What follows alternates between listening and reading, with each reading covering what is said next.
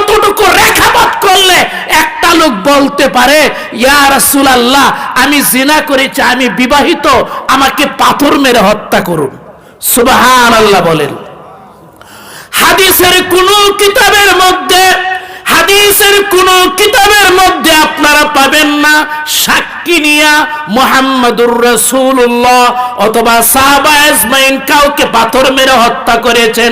শুধু শাস্তির কথা এসেছে, শাস্তি ঘোষণার লগে লগে সকল গুনাহ খাতা পাপের দরজা বন্ধ হয়ে গেছে। দুইজন সাহাবী, একজন পুরুষ সাহাবী, একজন মহিলা সাহাবী, এরা নিজেরা স্বীকার করেছে। সুবহানাল্লাহ বলেন।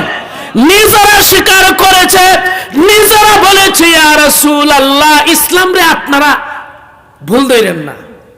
নাস্তিক মুরতাদ হইছেন, মুহাম্মদুর রাসূলুল্লাহর সমালোচনা করেন, সাহাবীদের সমালোচনা করেন। একজন সাহাবীর ঈমানের সমান তোমাদের কোটি কোটি মানুষের ঈমান হবে না। সাহাবীদের সমালোচনা করার আগে সাহাবীদের তওবাকে তোমরা হিসাব করে নিও। আমি বলবো আজকে মায়েজ আল আসলামের তওবার ব্যাপারে নবীজি কি বলছেন এটাও বলবো। মায়েজ আল আসলামী রাদিয়াল্লাহু তাআলা আনহু নিজের ব্যাপারে নিজে বলেছেন ইয়া রাসূলুল্লাহ জিনার ব্যাপারে যে আমার শাস্তি আছে, পবিত্র কোরআন এবং সুন্নায় যে শাস্তির কথা এসেছে সেই শাস্তি দিয়ে আমাকে পবিত্র করুন, আমাকে জাহান্নামের আসামি বানিয়ে রাখবেন না, আমি জাহান্নামে যেতে চাই না। সুবহানাল্লাহ বলেন। নবীজি বললেন হে আমার সাহাবীরা, মায়েজ আল আসলামের ব্যাপারে কেউ মুকদ্দমা দেয় নাই, অভিযোগ দেয় নাই। সুস্থ অবস্থায় সে নিজে স্বীকার করেছে, তাকে বিচারের জন্য নিয়ে যাও। সাহাবা আজমাইন গিয়ে জিনার হদ লাগান। আমার আলোচনা হলো এটা, মায়েজ আল আসলামের দিলের ভিতরে কতটুকু যুহদ, কতটুকু তাকওয়া, কতটুকু আল্লাহর ভয় দিলের ভিতরে আসার পর একটা লোক পাথরের আঘাতে মৃত্যুকে বেছে নিয়েছে জাহান্নাম থেকে বাঁচার জন্য। সুবহানাল্লাহ বলেন। আইদ যিকরা নুমান লানা আন্না যিকরাহু হুয়াল মিসকু মা কাররারতাহু ইয়াতাদাওয়াউ হাউলা ইয়া বাই ফাজিনি বিমিসলিহিম ইযা জামাআতনা ইয়া জারিরুল মাজামিউ। এরাই হলো আমাদের বাপ দাদা, এরাই আমাদের কাছে ইসলাম নিয়ে এসেছেন। নবী মুহাম্মদুর রাসূলুল্লাহ সাল্লাল্লাহু আলাইহি ওয়াসাল্লামের দ্বীনকে পৃথিবীময় সমস্ত জায়গায় চমকায়া দিয়েছেন। এদেরকেই বলা হয় সাহাবী। একজন সাহাবী। এই সাহাবীর কথা শুনে কোন লোক আছে না মুনাফিক আসেনি? মুনাফিকরা বলতে লাগলো দেখো সে একটা পাপ করেছে কেউ জানে না, নিজে নিজে বলে কুকুরের মতো মৃত্যু বেছে নিয়েছে, সে তো তওবা করলেই পারত। সুবহানাল্লাহ বলেন। নবীজি বলেন সাবধান। নবীজির কানে সাহাবা আজমাইনি কথাটি বাক্যটুকু দিয়া দিলেন। সাহাবা আজমাইনের ব্যাপারে নবীজি বললেন সাবধান সাবধান। মায়েজ আল আসলামের ব্যাপারে যারা যারা তোমরা এই কথা বলেছ সাবধান হয়ে যাই। লাকাদ তাবা তাওবাতান, মায়েজ আল আসলামী এমন তওবা করেছে তার তওবাকে যদি মদিনার সবার মধ্যে বন্টন করে দেওয়া হয় সকলের তওবা থেকে তার তওবা বড় হয়ে যাবে। সুবহানাল্লাহ। মায়েজ আল আসলামীর কথার পরে আরেকজন মহিলা সাহাবী আসলেন। ইয়া রাসূলুল্লাহ, মহিলা সাহাবী আসলেন। ইয়া রাসূলুল্লাহ ইয়া হাবিবাল্লাহ ইন্নী জানাইতু। মহিলা সাহাবী এসে বলতেছেন ইয়া রাসূলুল্লাহ আমি জিনা করেছি। নবীজি বলেন সরে যাও। ওই মেয়ে সাহাবীরা বলতেছে ইয়া রাসূলুল্লাহ আমি ফেরত যাব না।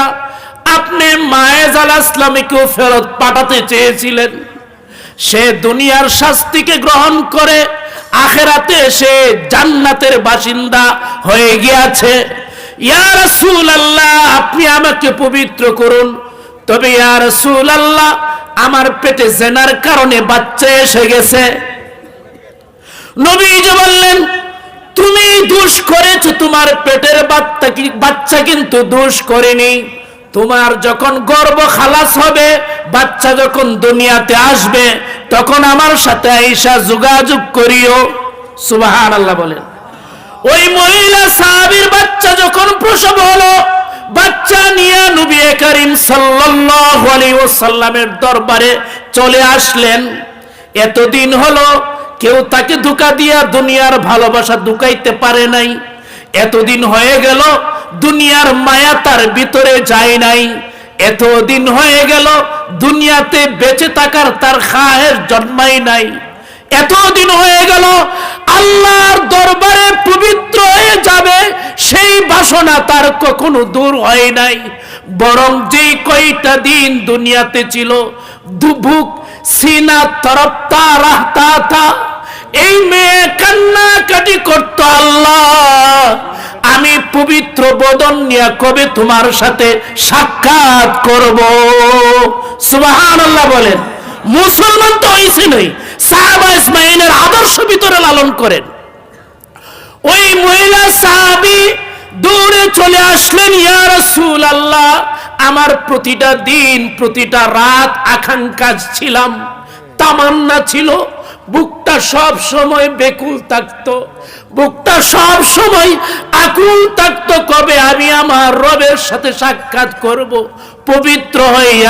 পবিত্র হয়ে জিনার অপরাধী হয়ে আমি আমার রবের সাথে, আমি আমার আল্লাহর সাথে মোলাকাত করতে চাই না। ইয়া রাসূলুল্লাহ, আমার দিনগুলি আমার রাতগুলি কাটে নাই, কোন সময় আমার বাচ্চা প্রসব হবে।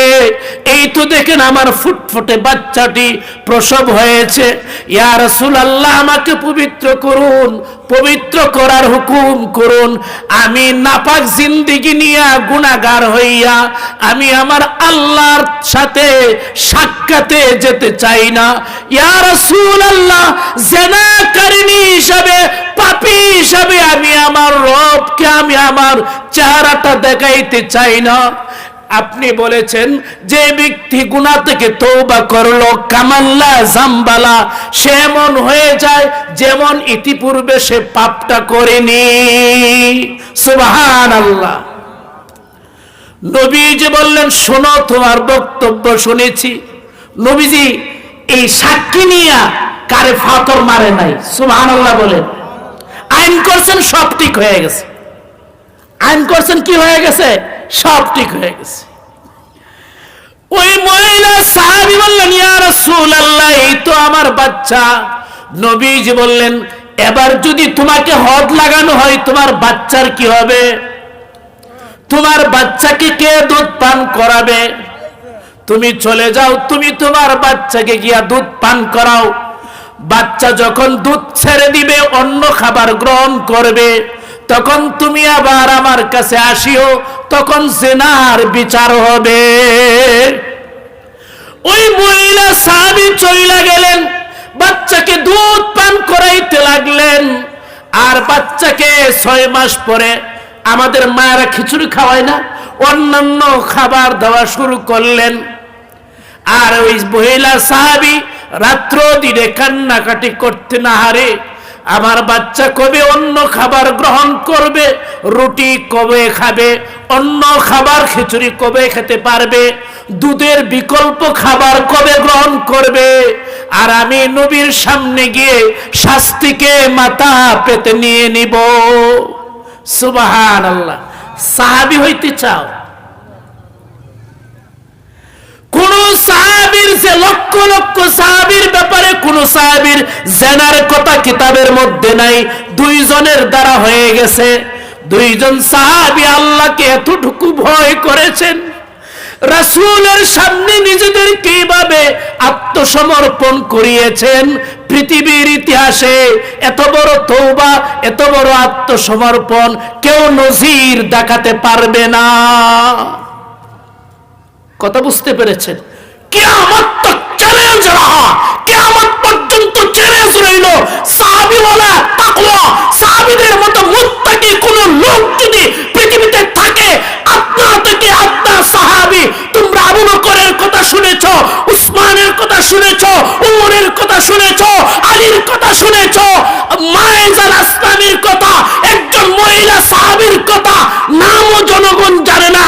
তাদের তাকওয়া যদি এক পাল্লায় রাখা হয়, বর্তমান বিশ্বের সব মুসলমানদের তাকওয়া যদি আরেক পাল্লায় রাখা হয়, সেই সাহাবীদের একজন সাহাবীর তাকওয়ার সমান হবে না।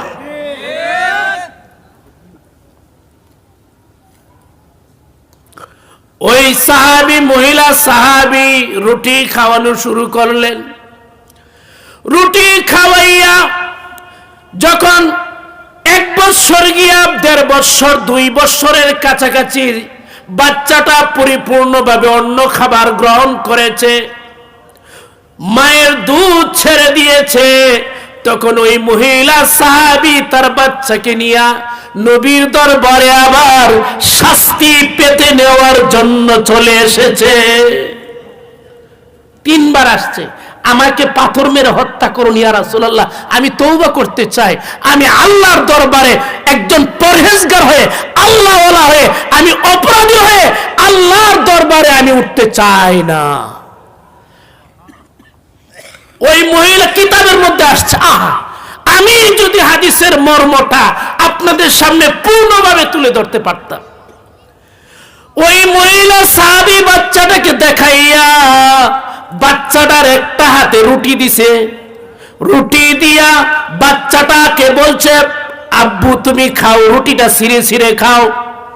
ওই বাচ্চাটা রুটিটা খাচ্ছে, আর ওই মহিলা সাহাবী নবীকে দেখাচ্ছেন, ইয়া রাসূলুল্লাহ, ইয়া হাবিবাল্লাহ, আপনি দেখুন, এই যে দেখুন আমার শিশুটা, আমার বাচ্চাটা, এই যে দেখুন আপনার সম্মুখে রুটি খেতে পারতেছে। সুবহানাল্লাহ। কি বুঝাইলো? ইয়া রাসূলুল্লাহ, আমি যে মা, আমার বুকের মধ্যে যে তার খাবার দুধ, দুধের বিকল্প খাবার সে এখন গ্রহণ করছে। আপনি দেখুন, আপনি এখন দেখুন, সে আপনার সামনে আমার বাচ্চাটা রুটি ছিঁড়ে ছিঁড়ে খাচ্ছে। আল্লাহুম্মা সাল্লি ওয়া সাল্লিম ওয়া বারিক আলা সাইয়্যিদিনা ওয়া মাওলানা মুহাম্মদ। আল্লাহ, তুমি আমাদেরকে সাহাবীওয়ালা ঈমান দান করো। সবাই বলে আল্লাহুম্মা আমিন।